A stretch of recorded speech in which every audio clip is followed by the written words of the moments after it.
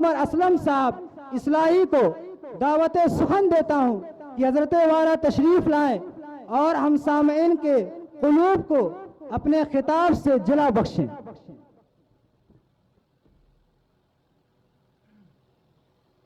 السلام علیکم ورحمۃ اللہ وبرکاتہ۔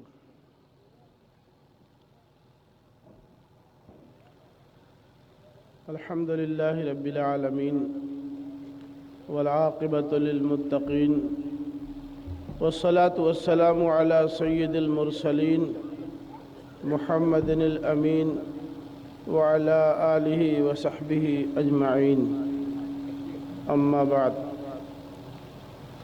قال اللہ تبارک و تعالی فی القرآن المجید: اعوذ باللہ من الشیطان الرجیم، بسم اللہ الرحمن الرحیم، وَأَنْتُمُ الْأَعْلَوْنَ إِن كُنتُم مُؤْمِنِينَ۔ سرپرست اجلاس حضرت مولانا عصیر صاحب، صدر اجلاس حضرت مولانا وسیم صاحب، مہمان خصوصی جناب ممتاز احمد صاحب اور اس اجلاس کے آرگنائزر جناب مولانا محفوظ الرحمن ابراہیمی صاحب اور اسٹیج پر تشریف فرما علماء کرام، دانشوران ملت، معزز حاضرین، بزرگوں، بھائیوں اور عزیزوں، میں نے کل مولانا محفوظ الرحمن صاحب سے معلوم کیا تھا کہ مجھے کس موضوع پر بولنا ہے، لیکن وہ اپنی مصروفیات کی وجہ سے یہ نہیں بتا سکے کہ موضوع کیا ہے۔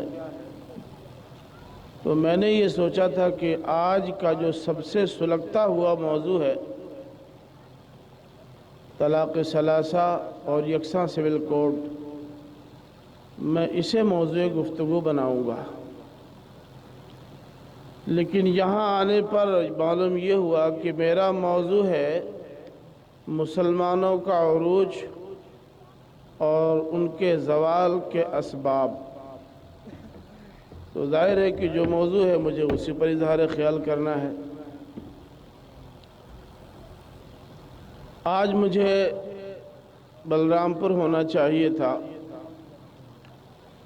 لیکن اس کی جگہ پر ایک چھوٹی سی بستی ڈگھیاں میں آپ کے سامنے حاضر ہوں۔ مولانا محفوظ الرحمن ابراہیمی صاحب کی دعوت پر، اس کی جانب انہوں نے شروع میں اشارہ بھی کیا تھا، اس کی ایک بڑی خاص وجہ ہے۔ میرے نزدیک مولانا ابراہیمی صاحب کی بڑی قدر و قیمت ہے۔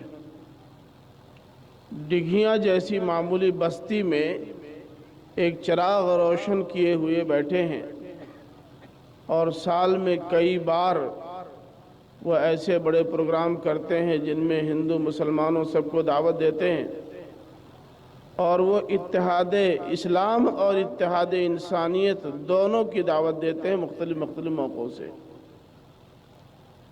ان کی یہ سوچ، ان کا یہ فکر انتہائی قابل ستائش ہے، جس کی حوصلہ افزائی کی جانی چاہیے۔ ایک وجہ تو یہ بھی ہے۔ دوسری بڑی وجہ یہ ہے کہ ہمارے ہندوستان میں مسلمان برہمنزم کے سائے میں جیتے جیتے ایک خاص کلچر اور ایک خاص تہذیب میں ڈھل گئے۔ یہاں امیروں اور غریبوں میں بڑا فرق ہو گیا ہے۔ برادریوں میں تقسیم ایسی ہے کہ شاید وہ تقسیم بنی اسرائیل اور خود کفار و مشرکین میں بھی نہ رہی ہو۔ اسلام کا نام لینے کے باوجود ابھی تک ہم اخوہ نہیں بن سکے۔ وہ مسلسل کوشش کر رہے ہیں کہ اللہ تبارک و تعالیٰ کے فرمان کے مطابق کہ وَجَعَلْنَاكُمْ شُعُوبًا وَقَبَائِلَ لِتَعَارَفُوا إِنَّ أَكْرَمَكُمْ عِندَ اللَّهِ أَتْقَاكُمْ۔ اللہ تعالیٰ نے فرمایا کہ ہم نے تم کو قبیلوں، ذاتوں اور برادریوں میں صرف اس لیے تقسیم کیا ہے کہ تمہاری پہچان ہو سکے۔ قبیلے، برادری اور خاندان کی بنیاد پر نہ کوئی بڑا ہے نہ کوئی چھوٹا ہے۔ بڑائی کا معیار تقویٰ ہے۔ وہ تقویٰ کسی بھی برادری کے ایک فرد میں پایا جائے وہ دنیا کا سب سے اعلیٰ انسان ہو سکتا ہے۔ حضرت عمر بن خطاب رضی اللہ تعالی عنہ نے حضرت بلال رضی اللہ تعالی عنہ کو خطاب کرتے فرمایا، سیدنا بلال۔ بعض لوگوں نے کہا کہ ایک اعلیٰ خاندان سے تعلق رکھنے والے عمر ایک حبشی غلام کو اسلام لانے کے بعد سیدنا کہہ رہے ہیں۔ عمر ابن خطاب کو یہ بات معلوم ہوئی تو انہوں نے کہا، اسلام لے آنے کے بعد اب نہ کوئی کالا رہا نہ کوئی گورا، نہ کوئی حبشی غلام رہا اور نہ کوئی قریشی سردار، سب ایک ہو گئے۔ البتہ وہ ہمارے سید اس لیے ہیں کہ نبی کریم صلی اللہ علیہ وسلم کے محبوب نظر ہیں۔ تو قرآن سے بھی اور نبی کریم صلی اللہ علیہ وسلم کی احادیث سے بھی یہ سراغ ملتا ہے کہ اسلام لے آنے کے بعد دنیا کے سارے مسلمان تمام برادریوں میں تقسیم ہونے کے باوجود اسلامی اخوت کی بنیاد پر ایک ہیں۔ ان میں کوئی بڑا ہے نہ کوئی چھوٹا، اگر کوئی بڑا ہے تو تقویٰ کی بنیاد پر بڑا ہو سکتا ہے۔ مولانا ابراہیمی صاحب مسلسل اس کی کوشش کر رہے ہیں اور جو ذہنی و فکری پسماندگی میں مبتلا ہیں انہیں اوپر اٹھانے کی کوشش کر رہے ہیں اور یہ احساس دلا رہے ہیں کہ اسلام قبول کر لینے کے بعد اب پست نہیں، اب آپ اعلیٰ ہو گئے۔ وَأَنْتُمُ الْأَعْلَوْنَ إِن كُنتُم مُؤْمِنِينَ۔ بے شک بے شک یہ ایک پہلو ہے جو بڑا قابل قدر ہے۔ اس لیے بھی میں نے بلرام پور کے اس پروگرام پر ڈگھیاں کے اس پروگرام کو ترجیح دی ہے جس میں چند گنے چنے افراد ہیں۔ شاید اس پروگرام میں جاتے تو اتنے لوگ پیچھے پیچھے رہتے۔ بے شک بے شبہ اللہ تیسرا ایک پہلو اور بھی ہے اس پروگرام میں شرکت کا، وہ میں اس لیے نہیں بیان کر رہا ہوں کہ یہ میرے موضوع سے خارج ہے، میں اس لیے بیان کر رہا ہوں کہ یہ بھی میرے موضوع کا حصہ ہے۔ بے شک وہ یہ ہے کہ انہوں نے اس ملک ہندوستان میں رہنے کا گر سکھایا ہے۔ اس ملک میں رہتے ہوئے مسلمانوں اور غیر مسلموں دونوں کو ایک ساتھ چلنا ہوگا۔ یہاں کے زہریلے ماحول میں بخیریت رہنے کے لیے بھی اور اس لیے بھی کہ اگر یہ مسلمان غیر مسلمین سے قریب نہیں ہوں گے تو اسلام کا پیغام ان تک نہیں پہنچے گا، اور اسلام کا پیغام ان تک نہیں پہنچے گا تو یہ مسلمان بارگاہ خداوندی میں مجرم قرار پائیں گے۔ اللہ تعالیٰ اگر ان مجرمین کو یا ان سے سوال کر بیٹھے کہ ہم نے تم کو جو کتاب و سنت دی تھی اس کے مطابق تم نے دوسروں کو سنوارنے کی کوشش کی یا نہیں، ہم نے ایک سانچہ عطا کیا تھا اس سانچے میں دوسروں کو ڈھالنے کی کوشش کی یا نہیں، تو ہم کوئی جواب نہیں دے سکیں گے۔ مولانا کی کوشش یہ ہے کہ اہل ایمان اور اہل اسلام بارگاہ خداوندی میں جواب دینے کے اہل ہو سکیں۔ یہ وہ کوششیں ہیں جو انتہائی قابل قدر اور قابل ستائش ہیں، اس لیے میں نے اس پروگرام کو اہمیت دی ہے۔ اللہ جزا دے۔ ابھی میں نے آپ کے سامنے قرآن مجید کی جس آیت کی تلاوت کی ہے، اللہ تعالیٰ نے فرمایا کہ اگر تمہارے اندر ایمان ہے تو تم سربلند رہو گے، تمہارا سکہ چلے گا، دنیا میں تمہارا ڈنکا بجے گا، تم مقتدر رہو گے، دنیا تمہارے پیچھے چلے گی۔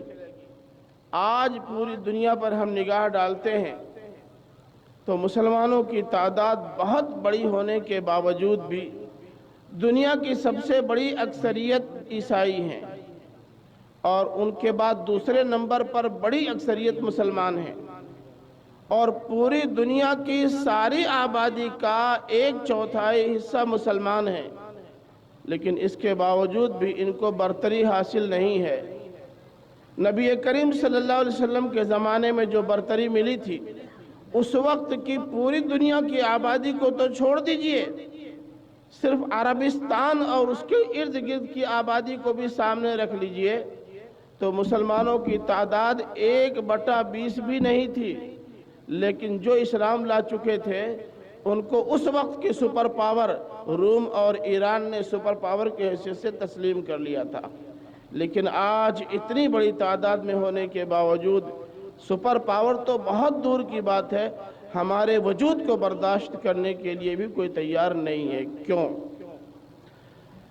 ہمارا عروج، مسلمانوں کا عروج کیا تھا، اس کے سلسلے میں مجھے زیادہ تفصیلی گفتگو نہیں کرنی ہے، اس لیے کہ اتنی سی بات ہم سب لوگ جانتے ہیں کہ نبی کریم صلی اللہ علیہ وسلم مکہ میں تنہا تشریف لائے، آپ نے ایک دیا جلایا، اس کی روشنی پھیلی، دیا سے دیے جلے اور دیوں سے دیے جلتے گئے، اور کل 23 برس کی مدت میں 1.25 لاکھ سے زائد اہل اسلام تیار ہو گئے۔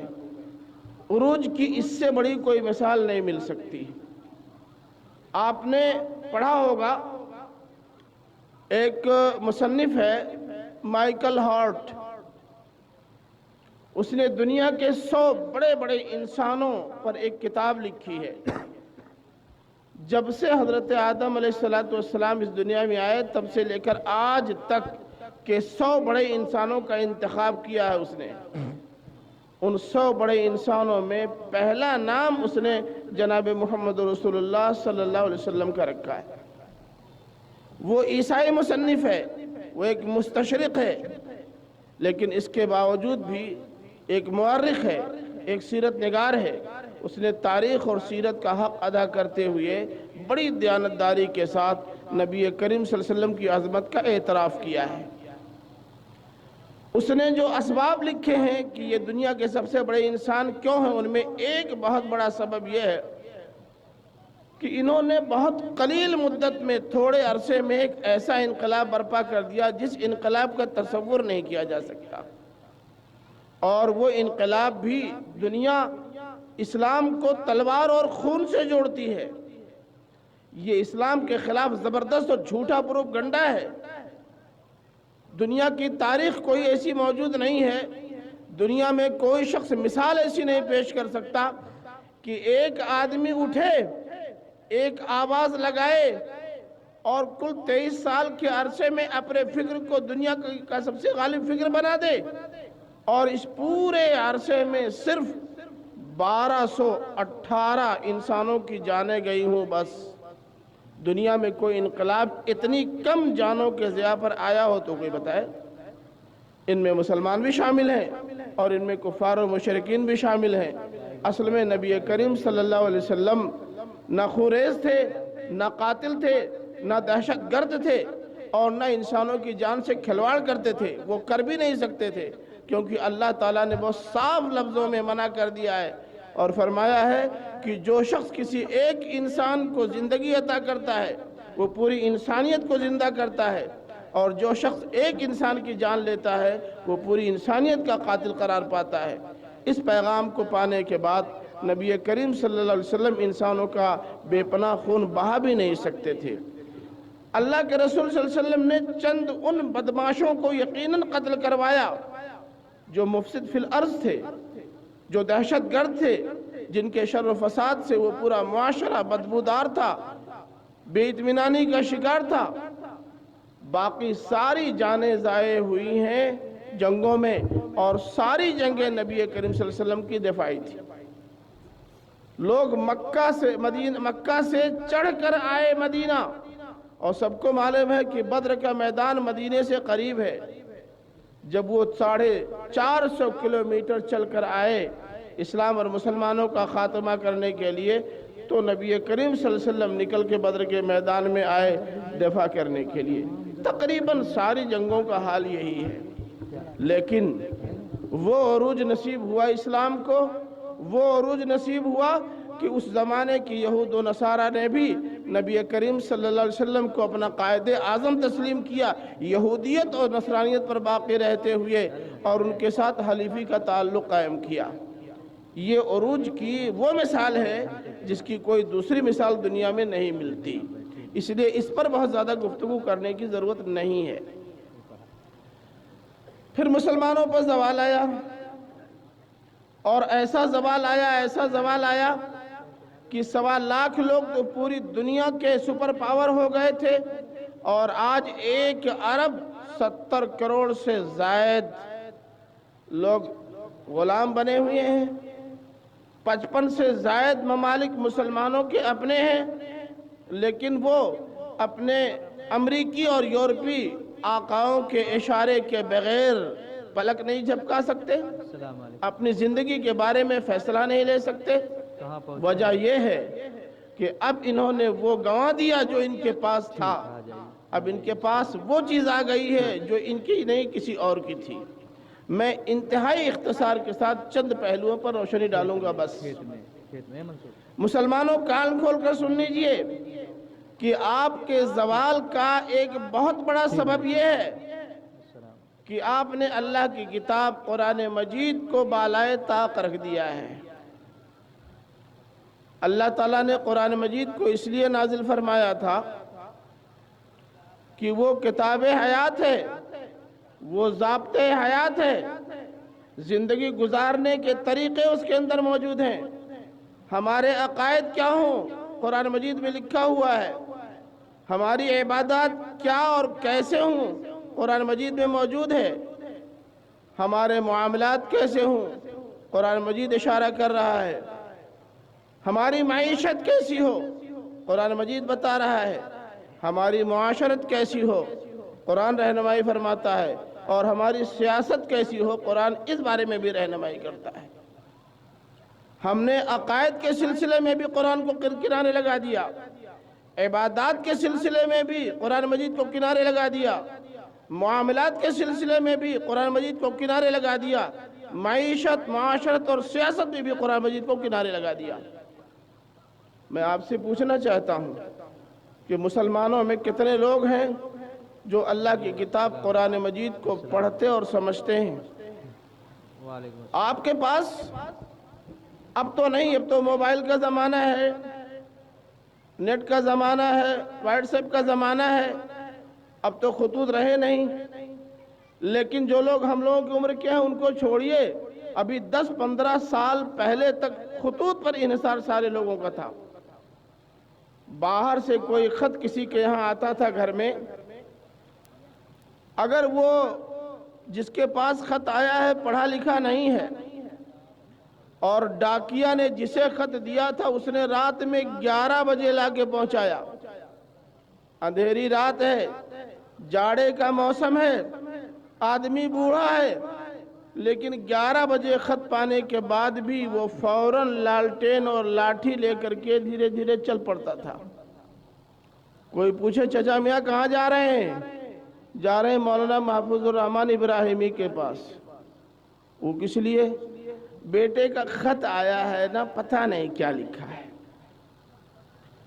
مضمون باہر سے آنے والے خطوط کے مضامین بہت کم اور شارٹ تھے، بس یا تو یہ لکھا ہوگا کہ ابو جان میں خیریت سے ہوں، کاروبار ٹھیک ٹھاک چل رہا ہے، میری فکر مت کیجئے گا، یا تو یہ لکھا ہوگا کہ آپ نے جو کام چھیڑا ہے وہ کہاں تک پہنچا، مزید پیسے کی ضرورت ہوگی تو ضرور بتائیے گا، یا تو یہ لکھا ہوگا کہ آج کل کاروبار ٹھپ ہے، صحت ٹھیک نہیں ہے، کام دھام نہیں ہو پاتا، اس لیے اسی میں کام چلائیے گا، یا تو یہ لکھا ہوگا کہ میں آنے والا ہوں۔ اس کے علاوہ کیا لکھا رہتا تھا خط میں؟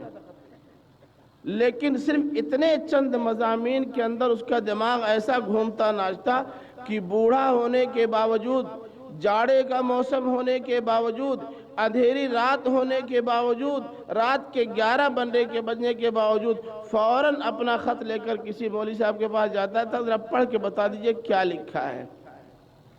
کیوں؟ اس لیے کہ بیٹے اور اس کی زندگی سے اس کو محبت تھی، بیٹے سے اس کا رشتہ تھا۔ اللہ تعالیٰ نے قرآن مجید کی صورت میں ہمارے پاس ایک خط بھیجا ہے۔ ہم میں سے کتنے لوگوں کو بے چینی ہوتی ہے کہ ذرا اس خط کو پڑھ کے دیکھیں۔ جو عربی زبان جانتے ہیں وہ بھی قرآن مجید کو باقاعدہ اس نیت سے بہت کم پڑھتے ہیں کہ دیکھیں ہمارے لیے اس کے اندر کیا رہنمائی موجود ہے، اور جو بیچارے پڑھے لکھے نہیں ہیں ان کو کبھی توفیق نہیں ہوتی کہ وہ قرآن مجید لے کر کے جائیں کسی مولوی صاحب سے کہہ دیں کہ ذرا پڑھ کے ہم کو بھی سمجھا دیجئے اس میں کیا لکھا ہوا ہے۔ जब कुरान मजीद हमारे नाम आया हुआ एक खत है, उसके सारे मज़ामीन हमारी ज़िंदगी से मुताल्लिक़ हैं, उसके अंदर जो कुछ है उससे तरक्की हमको मिलेगी और उसकी हिदायत के मुताबिक ज़िंदगी न गुजारने पर तबाही हमारी होगी। इसके बावजूद अल्लाह की किताब कुरान मजीद से हमारा रिश्ता इतना कमज़ोर है कि ज़्यादा से ज़्यादा शादी में अब वो बच्चियों को, दुल्हनों को देने के लिए रह गया है, या हद से हद तिलावत कर लेने के लिए, या ज़्यादा से ज़्यादा रमज़ान के महीने में ख़त्म कर लेने के लिए। बस कुरान मजीद किताब हिदायत है, इंसानों को रहनुमाई फराहम करने के लिए ये किताब आई है। इस किताब को जब तक इस नुक्ता नज़र से पढ़ने की कोशिश नहीं की जाएगी कि हम देखें हमारी ज़िंदगी से मुताल्लिक़ कौन कौन सी बातें इसमें लिखी हैं, तब तक हमारी ज़िंदगी में इनकलाब नहीं आ सकता। सहाबे किराम का अंदाज दूसरा था पढ़ने का। हज़रत अब्दुल्लाह इब्न उमर रज़ियल्लाहु ताला अन्हु बहुत अजीम सहाबी गुजरे हैं, अजिल्ले सहाबा में शुमार होता था। अदीब भी थे, फ़क़ीह भी थे, मुफस्सिर भी थे, मुहक्किक भी थे, मुहद्दिस भी थे, और अरबी ज़बान तो उनकी अपनी ज़बान थी। लेकिन सूरह बकरा उन्होंने 12 साल में ख़त्म की। लोगों ने पूछा, सूरह बकरा ख़त्म करने में आपको 12 साल कैसे लग गए? कहने कि हम जितना रोज़ाना पढ़ते जाते हैं, उसको समझते जाते हैं, दिलो दिमाग में उतारते जाते हैं और उसके मुताबिक अपनी ज़िंदगी को ढालते जाते हैं। ये ढालने में टाइम ज़रा ज़्यादा लगता है, इसलिए एक सूरे को पढ़ने में 12 साल का अरसा लग गया। आज हम में से कितने लोग हैं जो अल्लाह की किताब कुरान मजीद को इस नुक्ता नज़र से पढ़ते हों कि देखें हमारी तरक्की का क्या राज इसके अंदर पिन्हा है और क्या असबाब थे कि कौमों का ज़वाल हुआ। सूरह बकरा, सूरह आल इमरान, सूरह मायदा वगैरह की तिलावत कीजिए तो अंदाज़ा होगा कि बनी इसराइल, जिसको अल्लाह ताला ने इमामत और क़यादत अता फरमाई थी और तवील अरसे तक वो मजहबी कायद बने रहे, शाहाना ठाट बाट के साथ ज़िंदगी गुजारते रहे, और उनके दरमियान ऐसी भी हुकूमत कायम हुई कि उससे बड़ी हुकूमत ना उससे पहले कभी कायम हुई थी और ना उसके बाद कभी कायम होगी। लेकिन इसके बावजूद भी उनका ज़वाल ऐसा आया कि वो मग़ज़ूब अलैहिम ठहरे। क्यों? क्या गलतियाँ थीं, क्या जराइम थे, अल्लाह ताला ने बहुत तफसील के साथ बयान कर दिया है। ज़रूरत इस बात की है कि अल्लाह की इस किताब को खोल कर देखें और जो कौमें ज़वाल पजीर हुई हैं उनकी तारीख़ पढ़ें, उससे इबरत हासिल करें। लेकिन चूँकि हमने अल्लाह की इस किताब को बिल्कुल किनारे लगा दिया है, चूमने चाटने की हद तक उससे वाबस्तगी है, उसके अलावा नहीं। जब तक अल्लाह की किताब पे डेरे नहीं डालेंगे, उसे किताब हिदायत समझ कर नहीं पढ़ेंगे और उसकी एक एक आयत से रोशनी हासिल नहीं करेंगे और उसकी हिदायत के मुताबिक ज़िंदगी नहीं गुजारेंगे, ऐसे ही ज़वाल मुसल्लत रहेगा। एक बड़ा सबब तो ये है। दूसरा बड़ा सबब यह है कि अल्लाह ताला ने नबी करीम सल्लल्लाहु अलैहि वसल्लम को भेजा था कुरान के साथ। अल्लाह ताला ने नबी करीम सल्लल्लाहु अलैहि वसल्लम को भेजा, उन्हीं पर कुरान मजीद नाजिल फरमाया और उनसे फरमाया कि ए पैगंबर, ये किताब